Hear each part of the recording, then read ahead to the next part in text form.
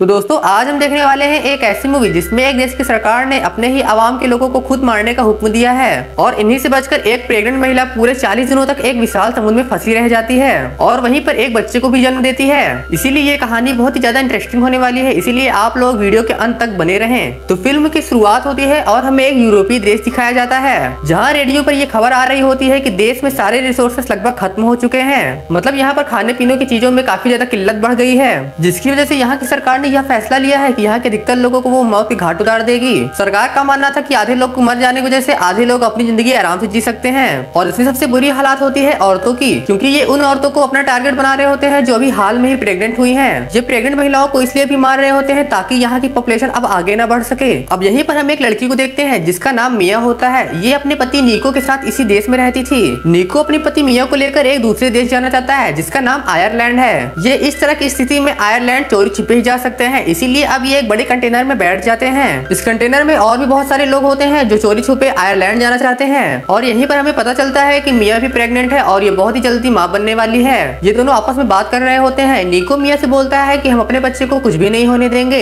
ऐसा इसलिए क्योंकि इससे पहले भी मिया की एक बेटी थी, पर यहाँ की गवर्नमेंट की वजह से अब वो इनके साथ नहीं है। मतलब यहाँ की गवर्नमेंट ने उसे मार दिया है। ये दोनों बात कर ही रहे होते हैं तभी इस कंटेनर के दरवाजे को कोई पीटने लगता है। नीको जब दरवाजा खोलता है तो बाहर बहुत ढेर सारे लोग खड़े होते हैं जो जल्दी से कंटेनर के अंदर घुसने लगते हैं। ये सारे लोग भी इलीगल तरीके से आयरलैंड जाना चाहते हैं। अब इस कंटेनर में बहुत ज्यादा लोग हो चुके थे, इसीलिए अब इस कंटेनर से कुछ लोगों को बाहर निकाला जाता है और बाहर निकलने वाले लोगों में नीको भी होता है और इस तरह से नीको और मिया एक दूसरे से अलग हो जाते हैं। मिया बहुत ज्यादा परेशान हो जाती है क्योंकि ये मिया की प्रेगनेंसी की लास्ट स्टेज होती है और ऐसे सिचुएशन में उसे अपने पति नीको की जरूरत होती है। मिया नीको को फोन लगाती है तो नीको इसे तसल्ली देता है और कहता है कि तुम चिंता मत करो, मैं जल्दी ही दूसरे कंटेनर में बैठकर आयरलैंड पहुंच जाऊंगा और जहाँ एक दूसरे से हम फिर मिल जाएंगे। मिया नीको की बात को समझ जाती है। इसके बाद मिया का कंटेनर आगे बढ़ जाता है और इनके कंटेनर को चेक करने के लिए पुलिस यहाँ आती है। सारे लोग जल्दी से अपने सीक्रेट रूम में छुप जाते हैं। इस पुलिस वाले को पता है कि इसमें इलीगल तरीके से लोग दूसरे देश में जा रहे हैं और ये पुलिस वाला बोलता है कि अगर तुम सभी लोग अपनी जान बचाना चाहते हो तो बाहर आ जाओ, वरना मैं तुम सभी को गोलियों से भून दूंगा। डर के मारे सारे लोग बाहर निकल आते हैं, पर ये जालिम पुलिस वाला सभी लोगों को बाहर ले आकर गोली मार देता है और सभी को समुद्र में फेंक देता है।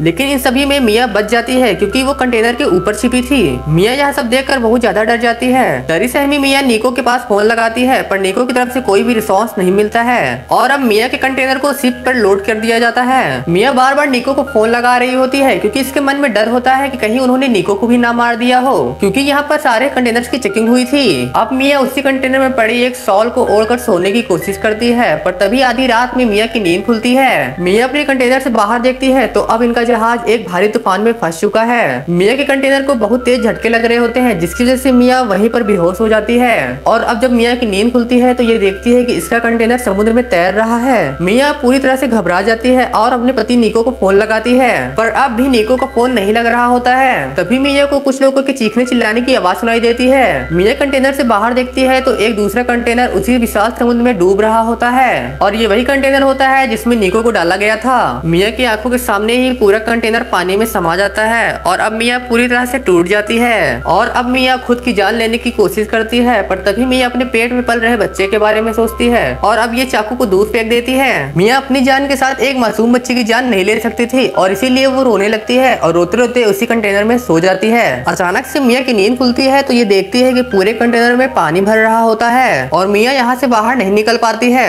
और इसी पानी में डूबकर मिया की मृत्यु हो जाती है। पर तभी मिया झटके से उठती है क्योंकि ये इसका एक डरावना सपना होता है और अब ये डरावना सपना सच होने लगता है और इस कंटेनर में छेद होने की वजह से यहाँ पर पानी भरने लगता है। मिया के फोन में एक अननोन नंबर से कॉल आता है जो इसके पति नीको का होता है। नीको को ड्राइवर ने एक दूसरी जगह पर उतार दिया था। नीको से बात करके मिया को तसल्ली होती है। नीको भी मिया को हिम्मत रखने के लिए बोलता है और बोलता है कि हम जल्द ही मिलेंगे और तभी मिया का लेबर पेन शुरू हो जाता है। कंटेनर में भी पानी तेजी से भर रहा होता है और इन्हीं कठिन परिस्थितियों में मिया एक लड़की को जन्म देती है जिसका नाम मिया नोहा रखती है। मिया अपनी बेटी को एक लकड़ी के बॉक्स में रख देती है ताकि वो इसे पानी से बचा सके। मिया को ये आइडिया आता है कि उसे कंटेनर के ऊपर जाना चाहिए, इसीलिए मिया अब एक ड्रिल मशीन से यहाँ पर एक छेद करना शुरू कर देती है और ये सब करते करते मिया बहुत ज्यादा थक जाती है जिसकी वजह से अब मिया को गंदा खाना खाना पड़ता है क्योंकि उसे अपने बच्चे को भी जिंदा रखना था। और अब मिया कंटेनर के ऊपर वाले हिस्से को काट देती है और कंटेनर के ऊपर चली जाती है। मिया देखती है कि अब वो समुद्र के बीचों बीच फंसी हुई है जहाँ दूर दूर तक कोई भी नहीं होता है। तभी मिया को उसके ऊपर से से जाता हुआ एक प्लेन दिखाई पड़ता है। वो प्लेन को रोकने के लिए चिल्लाने लगती है और इसी बीच मिया के पैरों में चोट लग जाती है, जिसकी वजह से मिया को अपनी चोट पर वाइन डालनी पड़ती है और इसी धागे की वजह से सिलना भी पड़ता है ताकि खून ज्यादा न बह सके।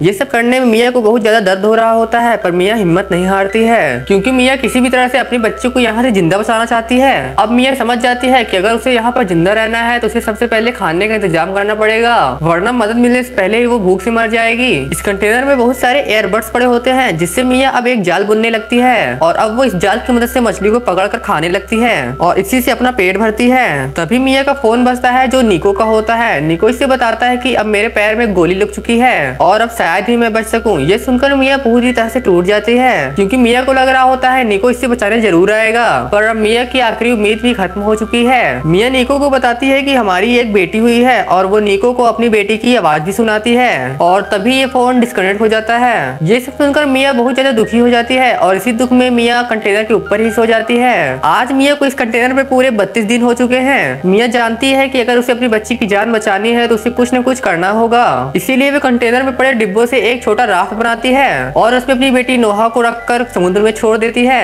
इसके साथ ही मिया समुद्र में मछलियों को पकड़ रही होती है। तभी मिया के पास एक पक्षी आता है, जिसको देखकर मिया समझ जाती है कि यहीं पास में कहीं न कहीं एक किनारा है, लेकिन वह किनारा कितना दूर है यह बात मिया को मालूम नहीं है और अब रात हो जाती है। पर तभी वो होल जिसे मिया ने बंद किया होता है वो अचानक से खुल जाते हैं, जिसकी वजह से अब तेजी से कंटेनर में पानी भरने लगता है। मिया कंटेनर के अंदर उतर जाती है क्योंकि कंटेनर में इसके पहले बेटी की एक फोटो होती है। मिया जल्दी से फोटो को ले लेती है, पर तभी मिया का पैर वहाँ रखे सामानों में फंस जाता है और बाहर वो राफ्ट जिसमें मिया ने अपनी बेटी को रखा था और अब वो भी कंटेनर से दूर जाने लगता है। मिया किसी तरह से खुद को बचाकर वहाँ से बाहर निकलती है और जब वो बाहर आकर देखती है तो दूर दूर तक मिया को नोहा कहीं नहीं दिखाई देती है। मिया बहुत ज्यादा परेशान हो जाती है क्योंकि इतने अंधेरे में राफ्ट को देख पाना मुश्किल ही था। तभी नोहा के चेहरे पर समुद्र की मछलियों की वजह से पानी पड़ता है, जिससे इसकी नींद खुल जाती है और वो रोने लगती है। इससे मिया को एक अंदाजा हो जाता है और वो जल्दी से तैर कर अपनी बेटी नोहा के पास पहुंच जाती है और अब मिया इस राफ्ट को पकड़कर यहीं पर लटक जाती है। मिया पूरी रात इसी तरह से लटकी रहती है और जब अगली सुबह उसकी नींद खुलती है तो वो समझ जाती है कि अब वो ज्यादा देर तक जिंदा नहीं रह पाएगी। मिया अपनी बेटी नोहा से बातें कर रही होती है और अब मिया बहुत ही ज्यादा दुखी होती है और तभी मिया देखती है कि इनके ऊपर ढेर सारे सीगल्स उड़ रहे हैं। मिया के पास जो मछलियां होती है वो इसे पानी में फेंक देती है ताकि यहाँ पर और भी ज्यादा सीगल्स आ सकें और होता भी ठीक वैसा ही है जैसे मिया ने सोचा था।